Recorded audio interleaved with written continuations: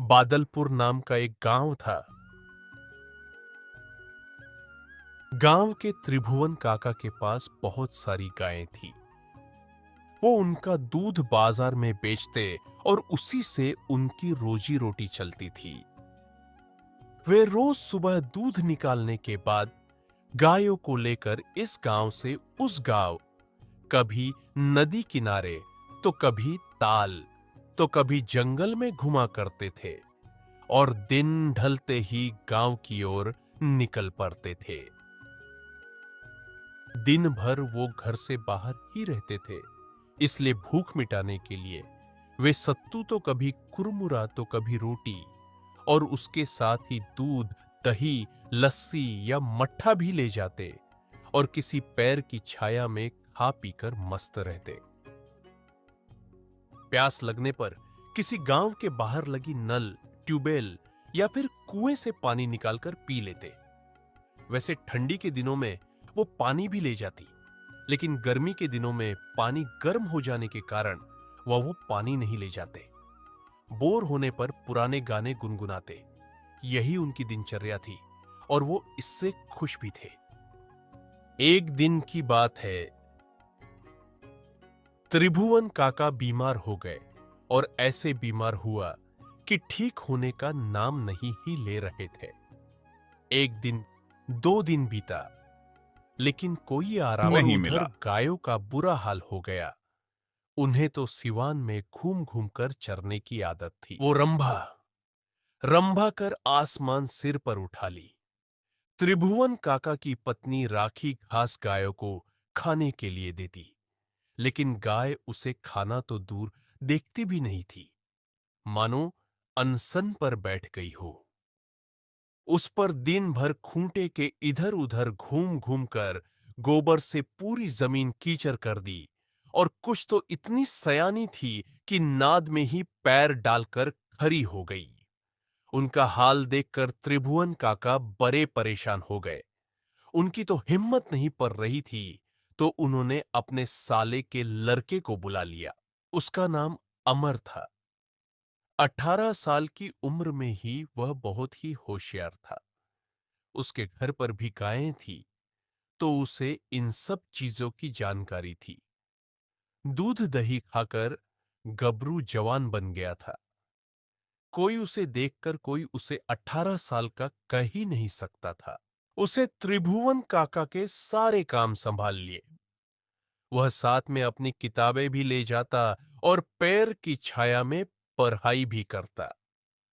त्रिभुवन काका बड़े खुश हुए। गर्मी का दिन था। खेतों में घास गर्मी की वजह से खत्म हो गई थी और उसे इस इलाके की जानकारी भी नहीं थी। वो गायों को लेकर पास के जंगल में पहुंच गया और कब वो घने जंगल में पहुंच गया उसे पता ही नहीं चला। दोपहर का समय हुआ था। राकेश को प्यास लगी। पानी गर्म हो जाने के कारण उसने पानी गिरा दिया था। वो इधर उधर जंगल में पानी की तलाश में घूमने लगा। अचानक उसे एक कुआं दिखाई दिया। उसकी जान में जान आई।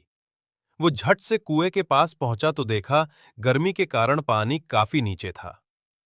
उसने एक छोटी बाल्टी, जिसे वो अपने साथ रखता था, वो किसी रस्सी से बाल्टी बांधकर पानी निकालने की कोशिश की, लेकिन कामयाब नहीं हुआ। पानी काफी नीचे था। उसने बहुत कोशिश की लेकिन कुछ नहीं हुआ। वो थक गया था और पसीने पूरी तरह भीग गया था। वो हार कर पेड़ की ओट लेकर बैठ गया। तभी उसे पायल की छम छम की आवाज सुनाई दी। वो चौंका कि इस जंगल में और दोपहर के समय कौन आ सकता है। उसने पीछे मुड़कर देखा तो एक बेहद खूबसूरत लड़की अपनी कातिलाना अदाओं के साथ राकेश की ओर चली आ रही थी। राकेश उसे एक तक देखता रह गया। उस किशोरी की खूबसूरती में राकेश खो गया था।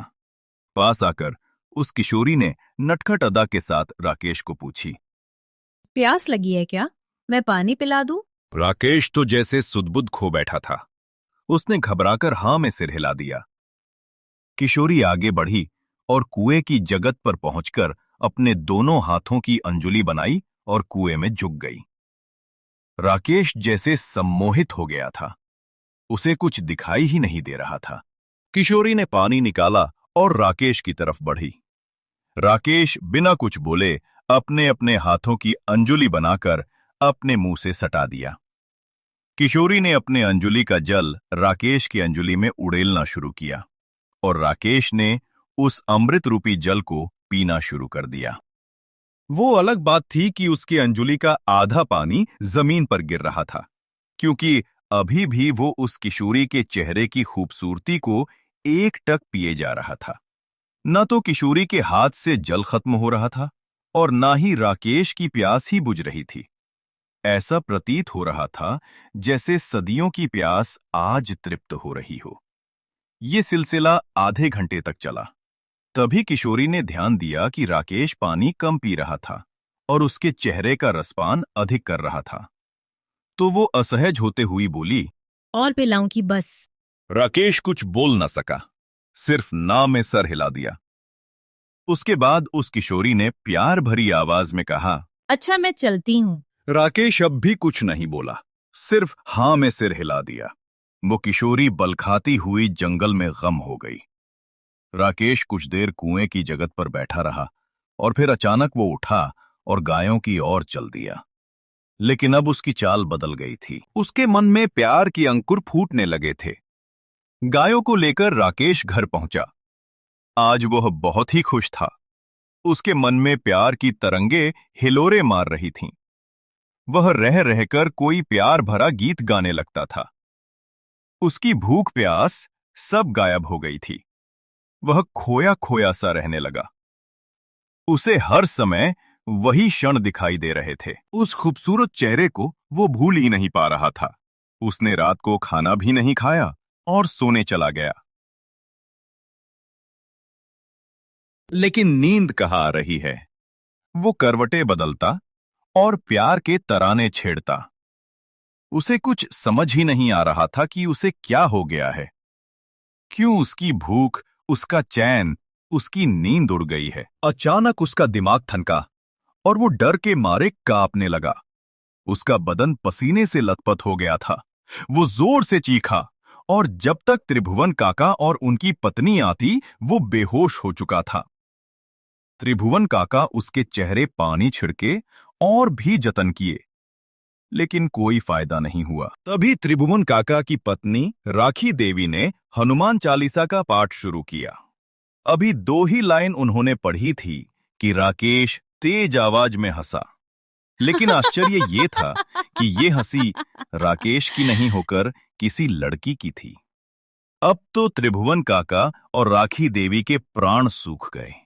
वे वहां से तेजी से निकले और पास के सोहमलाल ओझा के पास पहुंचे और सारा माजरा कह सुनाया। इस पर ओझा ने कहा कि जंगल में ही कोई बात हुई होगी, चलो घर चलकर देखते हैं।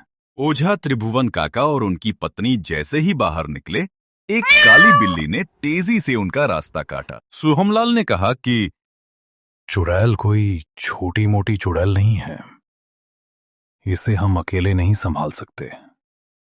आप गांव के और भी लोगों को साथ लो और वहां सभी लोग एक साथ गायत्री मंत्र का ऊंचे स्वर में जाप करेंगे और ये घंट शंख बजाएंगे।